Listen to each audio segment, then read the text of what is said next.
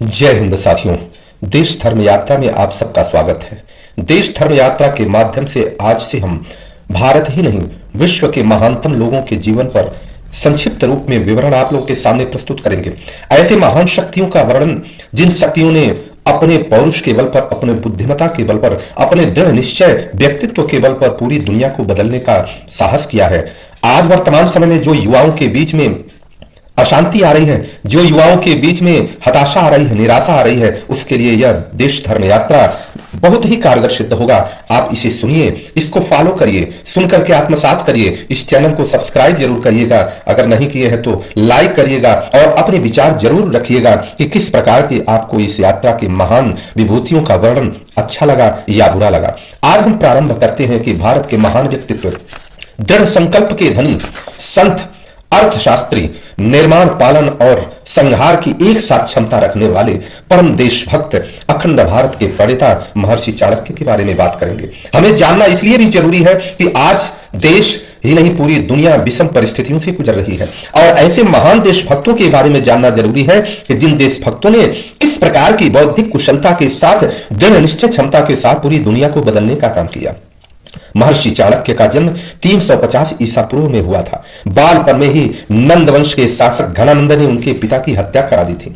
चिता के जलने के साथ ही चाणक्य ने भारत से नंद राजाओं के घृणित शासन को मिटाने व भारत को एक सूत्र में बांधने का संकल्प लिया। अत्यंत गरीब ब्राह्मण, अत्यंत गरीब और दीन वेशभूषा, इस प्रकार का जीवन यापन करने वाले व्यक्तित्व किस प्रकार से दुनिया के शिखर पर पहुंच जाते हैं, इसको जानना जरूरी है। हम जानेंगे तभी अपने जीवन में परिवर्तन करेंगे। हम जानेंगे तभी जाकर के हम किसी भी परिस्थिति से लड़ पाएंगे और ये समझ पाएंगे कि कोई भी परिस्थिति हमें हरा नहीं सकती। एक बार की बात है कि चाणक्य की मां ने कहा कि बेटा, तुम्हारे जो दोनों दांत हैं वो राजयोग दर्शाते हैं, अर्थात दोनों दांत से राजयोग का संकट मिलता है। चाणक्य की मां कह करके रोने लगी। क्यों रोने लगी? क्योंकि तुम राजा हो जाओगे तो कहीं हमें भूल तो नहीं जाओगे। चाणक्य ने पत्थर उठाया और दांत को तोड़ डाला। चाणक्य ने कहा, मां के आगे सब कुछ बेकार है। चाणक्य की इस अद्भुत क्षमता को देखकर मां आश्चर्यचकित हो गई। चाणक्य को इसी प्रकार खंडदंत कहा जाता है। चाणक्य का नाम विष्णुगुप्त है। चाणक्य का नाम और चाणक्य कुल में जन्म के लेने के कारण चाणक्य को चाणक्य भी कहा जाता है। कुटिल वृत्ति के कारण कौटिल्य नाम भी प्रकाशित हुआ है और ब्राह्मण वर्ष भर के लिए चूंकि अनाज संचित करता है, इसलिए भी अवधी भाषा में कौटिल कहते हैं। इनको चाणक्य की पदवी दी गई है। चाणक्य की प्रारंभिक शिक्षा तक्षशिला में हुई थी। घोर संघर्ष तपस्या के बाद चाणक्य ने चंद्रगुप्त नामक बच्चे को भारत का सम्राट बनाने की ठान ली। वह चंद्रगुप्त किसी जाति से संबंधित नहीं था। चाणक्य ने भारत का सम्राट बनने के लिए जो एक निश्चित परिसीमा चाहिए, उस परिसीमा को चंद्रगुप्त ने देखा और उनको बनाने के लिए आगे बढ़े। हमें समझना पड़ेगा कि चाणक्य की बुद्धिमत्ता कितनी बड़ी थी। कहा जाता है कि एक बार घनानंद ने चाणक्य को अपने खिलाफ षड्यंत्र के कारण बंदी बना लिया। बंदी बनाने के बाद चाणक्य को, चूंकि मस्तिष्क का कमाल चाणक्य किया करते थे, चाणक्य को ऐसा विष दिया गया कि जो विष अगर किसी भी प्राणी को स्पर्श करा दिया जाए तो उसकी मृत्यु हो जाएगी। परंतु दृढ़ निश्चयी चाणक्य ने अपने मस्तिष्क को संतुलित रखकर हृदय को आदेश दिया कि तुम्हें रुकना नहीं है। हुआ भी यही, आश्चर्यजनक परिणाम हुआ। चाणक्य बचे रहे, चंद्रगुप्त ने उन्हें कारागार से छुड़ा करके जान बचाई। इससे सीख मिलती है कि मानसिक मजबूती के बल पर हम असंभव को भी संभव बना सकते हैं। चाणक्य का ही वक्तव्य है कि जहां का प्रधानमंत्री झोपड़ी में रहता है, वहां की जनता महलों में रहती है। कामंतक ने चाणक्य को प्राचीन काल के महान ऋषियों के बराबर संज्ञा दिया। रचनात्मक बुद्धि की तुलना उन्होंने ब्रह्मा की बुद्धि से तथा तेज की तुलना अग्नि से किया। चाणक्य के दो प्रमुख शिष्य भद्रभट्ट और पुरुषदत्त थे।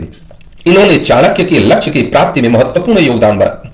चाणक्य के पास एक टूटी झोपड़ी जिसमें यज्ञ के सामान, जौ, चावल इत्यादि थे और चंद्रगुप्त मौर्य को जब सम्राट बनाया उसके बाद भी चाणक्य झोपड़ी में रहा करते थे। चाणक्य महान संकल्पवान थे, जो ठान लिया उसे कर दिया। चाणक्य के पास विशाल अध्ययन, प्रचंड आत्मविश्वास और विपरीत परिस्थितियों में भी न टूटने का आत्मबल था। यह सीख मिलती है कि जो भी अगर हम ठान लें, किसी भी अवस्था में उसे पूरा करने का संकल्पित रहे और पूरा करने के लिए हम दृढ़ निश्चय को अपना बनाए रखें। चाणक्य महान देशभक्त थे। देशभक्ति का उदाहरण उस समय मिलता है कि जब एक समय चीनी यात्री रात में उनसे मिलने आया। उस समय राज्य की कार्य वो कर रहे थे। जब उन्होंने चीनी यात्री से बात प्रारंभ की तो एक दीपक बुझाकर दूसरा दीपक जला दिया। जब चीनी यात्री आश्चर्यचकित होकर के पूछा कि ऐसा क्यों किया, तो उन्होंने कहा, आपके आने के पूर्व मैं राजकीय कार्य कर रहा था, इसलिए जो धन था वो राजकीय धन से वह दीपक जल रहा था। अब मैं आपसे निजी बात कर रहा हूं, इसलिए मेरा जो निजी धन है अर्थात भिक्षाटन के धन से मैं दीपक जलाऊंगा और जिससे मैं आपको बात करूंगा। इतनी बड़ी देशभक्ति उनके अंदर थी। चाणक्य में विद्वानों ने कहा है कि एक साथ ब्रह्मा, विष्णु और महेश तीनों देवता के वास थे। किस प्रकार से चाणक्य निर्माण ब्रह्मा के लिए, पालन विष्णु के अनुसार और महेश के अनुसार जब आवश्यकता पड़े तो संहार भी करने की क्षमता थी। हर विषयों पर विलक्षण ज्ञान रखने वाले शायद पूरे विश्व में इकलौते महर्षि होंगे जिनके अर्थशास्त्र में उन्होंने राजनीति, कूटनीति, अर्थनीति, धर्म नीति इत्यादि पर विस्तृत वर्णन किया।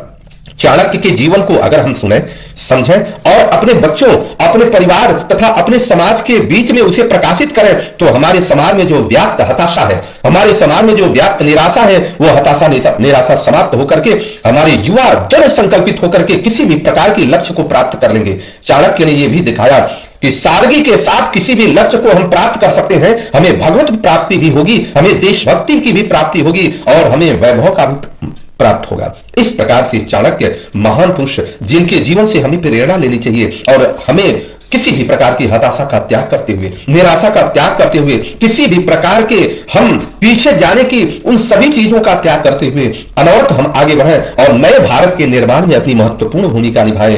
तब जाकर के हम श्रेष्ठ, सुंदर और समृद्धवान भारत दुनिया को दे पाएंगे और 21वीं सदी उन महान पुरुषों को समर्पित कर पाएंगे जिन्होंने बलिदान देकर के इस देश को आजाद कराया। नेताजी सुभाष चंद्र बोस, भगत सिंह, राजगुरु सुखदेव, अशफाकुल्लाह खान, पंडित राम प्रसाद बिस्मिल, चंद्रशेखर आजाद, उधम सिंह, बंधु सिंह जैसे महान वीरों को समर्पित करेंगे। और आइए मिलकर के देश धर्म यात्रा में हम आगे बढ़ते हैं। आप इसे जरूर सब्सक्राइब करिए, फॉलो करिए, शेयर करिए, जिससे पूरी दुनिया में इस महान यात्रा को हम लोग बढ़ा सकें। जय हिंद।